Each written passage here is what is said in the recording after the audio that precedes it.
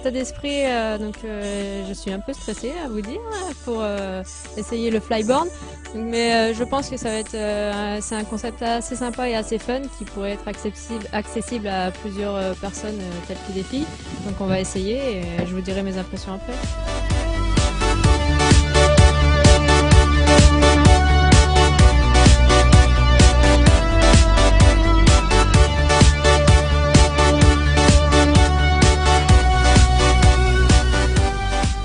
Le flyboard, comme je vous ai dit, c'est vraiment un concept super génial. Je viens d'essayer, je me suis régalée, j'ai fait un quart d'heure dans l'eau très fraîche et pourtant je me suis très bien amusée. Un peu complexe au départ pour se lever, mais dès qu'on a le coup en main, c'est parti.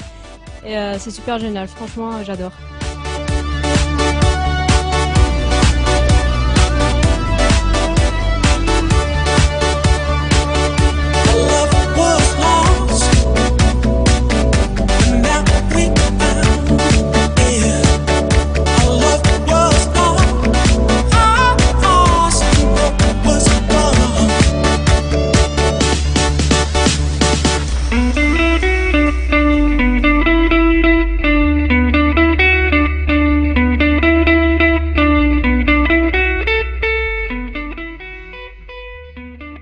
Alors le fonctionnement est très simple en fait, c'est un tuyau qui vient se connecter à n'importe quelle turbine d'un jet ski ou d'un engin comme vous avez vu sur la première vidéo. Ça peut s'adapter sur n'importe quel jet, il suffit d'une puissance de à peu près 100 chevaux pour déjà décoller à 2 mètres de haut quoi, en fait. Après il est recommandé d'avoir à peu près 150 chevaux.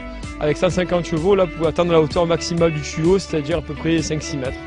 Le principe est simple, c'est un tuyau donc on connecte, il y a un système de rotation qui permet en fait de maintenir le tuyau en pendulaire. Il y a un système de rotation ici au niveau du tuyau qui permet que le tuyau ne s'en mêle pas et aussi de pouvoir faire des virages assez facilement. Ensuite vous avez donc là vous pouvez voir les buses principales qui permettent de donner la poussée pour décoller. Et ici vous avez les buses en fait de stabilisation qui viennent se fixer aux mains. Alors en fait, on a 3 versions au niveau du flyboard. On a la première version qui va être en fait dédiée à tout ce qui est location, initiation et pour les personnes qui sont vraiment en apprentissage, où la personne en fait est sur le jet, s'occupe de démarrer et de gérer l'accélérateur. Donc ça c'est vraiment la version la plus simple pour apprendre. Au moins l'utilisateur de la flyboard n'a pas besoin de gérer la puissance délivrée, il ne gère uniquement la hauteur qu'avec l'inclinaison des pieds. Ensuite on a la deuxième version de la flyboard qui là permet en fait de démarrer, d'avoir un coupe-circuit, d'arrêter le jet depuis la flyboard, mais aussi d'accélérer grâce à en fait un potentiomètre qui passe le long du tuyau. Donc en fait l'utilisateur de la flyboard peut être seul et sans personne sur le jet en fait. Il y en a la troisième version qui sera commercialisée dans 1 an ou 2, où là carrément on a construit en fait un engin qui est ni plus ni moins équipé d'un moteur marin comme un jet et d'une turbine, mais monté directement à l'envers pour pouvoir propulser l'eau directement dans le tuyau vers l'avant, qui n'est pas conçu pour prendre des vagues comme un jet, donc beaucoup plus léger, beaucoup plus petit, et du coup on arrive à des performances et des vitesses de vol beaucoup plus importantes.